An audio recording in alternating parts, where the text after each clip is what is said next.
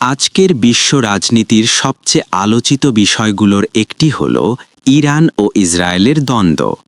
এই সংঘাত সরাসরি যুদ্ধের মতো সবসময় না হলেও দীর্ঘদিন ধরে রাজনৈতিক, সামরিক এবং কৌশলগত উত্তেজনার মাধ্যমে চলতে থাকে। ১৯৭৯ সালের ইরানের ইসলামিক বিপ্লবের পর থেকেই দুই দেশের সম্পর্ক খারাপ হতে শুরু করে।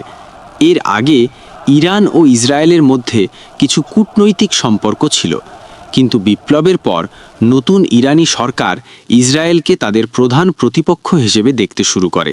ইসরায়েলের প্রধান উদ্বেগ হল ইরানের পারমাণবিক কর্মসূচি।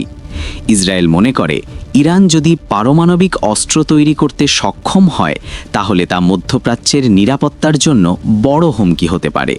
অন্যদিকে ইরান দাবি করে যে তাদের পারমাণবিক কর্মসূচি শুধুমাত্র শান্তিপূর্ণ ও জ্বালানি উৎপাদনের জন্য।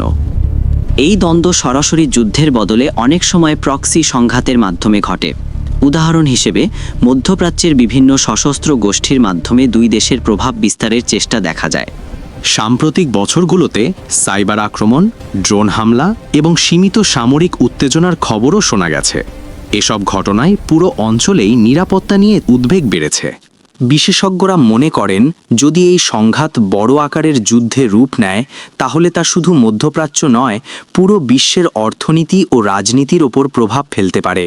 তাই আন্তর্জাতিক সংস্থা ও অনেক দেশ চেষ্টা করছে যেন কূটনৈতিক আলোচনার মাধ্যমে উত্তেজনা কমানো যায়।